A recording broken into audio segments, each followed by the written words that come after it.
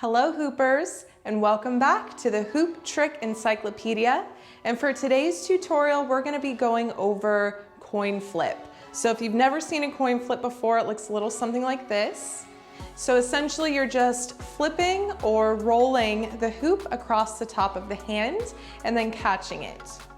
And we'll break it down and go over a few different transitions that you can do with this trick and how to add a little bit more creativity to your hoop flow. So the first thing that you want to know for the coin flip is, obviously you've done the helicopter. So the helicopter is when you're doing 180 or 360 spins around the body, if you remember, right? So it's going to be really similar here, except with the coin flip, you're not passing hands, but you're letting the hoop flip over the top of the hand. So if I were to go really slow, it would look something like that, right? So obviously I had to assist with my other hand just to show you, but you want to add some momentum in with the flip so that the hoop is going fast enough that it will go over the top of the hand and you'll be able to catch it very quickly as well. So something that you want to know before even getting started is the size of the hoop and the weight of the hoop. So as I've mentioned before, as we progress in this series, you really want to have a lightweight polypro tubing hoop so that you can avoid bruising the top of your hand and so that you're really working with gravity. So instead of working against gravity. So a heavier hoop is going to be harder to flip because you have to add more momentum to get the speed that you'll need in order to create that action, right? So having a lightweight hoop is going to really do you some favors for learning this trick. If you haven't already got one, please go ahead and stop the video now and go do that, because you will definitely regret trying this with a heavier, larger, beginner size hoop. Okay, so now that you have your lightweight hoop, let's go ahead and bring it right in front of us, and actually let's do it more at an angle.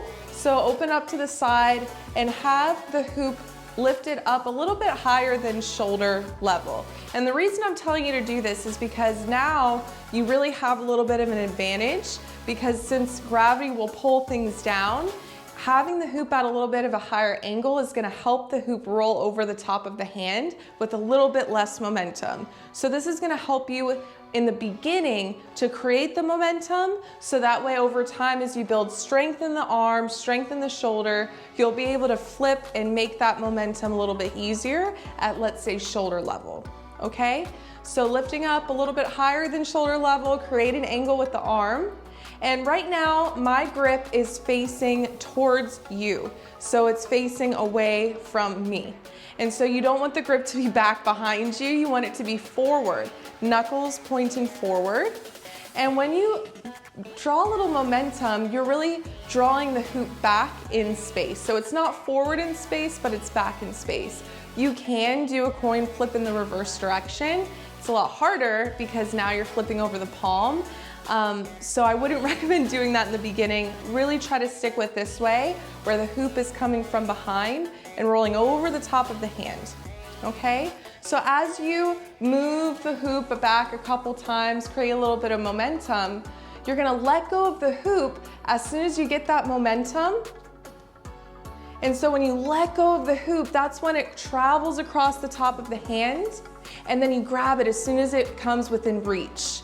So think about creating that dip or that arch in the hand so that you're creating a little bit of a guide for the hoop to travel and still be in between the thumb and the index finger when you grab.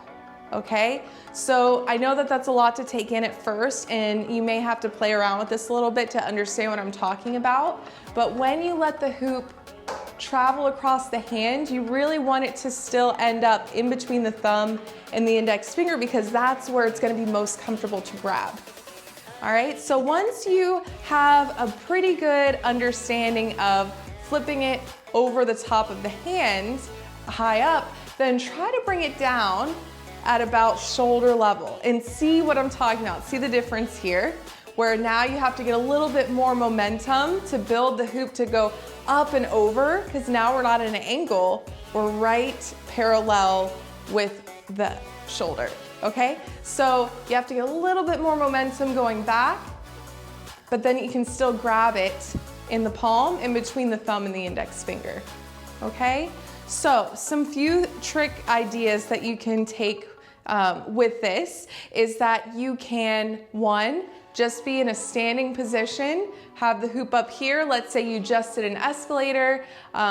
So if you remember escalator, that involves the hoop going down and up, right? So let's say you're up here, you just finished an escalator, you're about to go into an escalator. You could easily add in a coin flip here and then move into your escalator, or on the flip side, do the escalator and then end in a coin flip. So that's really fun because this is a folding series, right? The escalator involves a little bit of a fold.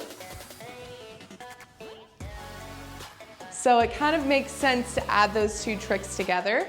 You could also get really creative here as you're, let's say, moving around in a circle. You could take a few steps, place the opposite hand behind the back, and then essentially just flip the hoop over the hand as you're taking these little steps around. So this could look really cool too. Over time, once you build the strength in both arms, once you build that coordination, you could essentially do 2 hoops at the same time doing coin flips. That's a very advanced trick, then we're not really gonna touch on that today, but just to give you some ideas of where you can take this trick over time if you keep practicing it.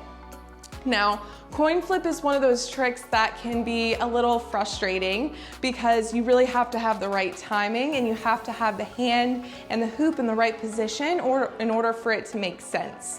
So if when you're starting, it looks a little something like that, don't be frustrated because we've all been there. I know I have. This trick for me took a while to smooth out, and there's still times that I'll try it and I'll drop the hoop. And part of the process of hooping is to let go of perfection. When you're working with a prop, there is absolutely no way to know or control what's gonna happen. All you can do is your best. The hoop is not attached to your body, so it kind of has a mind of its own. Obviously, it doesn't have a mind, but you know what I mean. There's certain layers of tricks that you just have to keep trying and keep working at it, and if it doesn't work out perfectly every time, then that's okay. You know, that's the fun part of hooping for me anyways, is just letting my mind go, not thinking about perfection and just being in the moment. So I invite you to put on your favorite song, maybe your favorite playlist, try this trick a few times on one hand. Obviously, you're gonna wanna start on your dominant side because you're gonna be better at that side. So if you're a right-handed person, start with your right hand. If you're a left-handed person, I'm not, then you can certainly start on the left, and you'll wanna use the same concepts. First, starting with the arm a little bit higher than shoulder level. Add that momentum here so that you can really get the hoop to travel across the top of the hand and then grab it again, right? And then work on lowering the hoop down to shoulder level. And as you see right there, that's a good example that you really just cannot predict or control where the hoop goes. All you can do is pick it up again and do your best and try it out. So really, my message here today is coin flip. Yes, it is an advanced trick. Yes, it does require some hand-eye coordination, but no, you do not have to get this today. So keep working at it, keep going, keep progressing, and I will see you on the next lesson.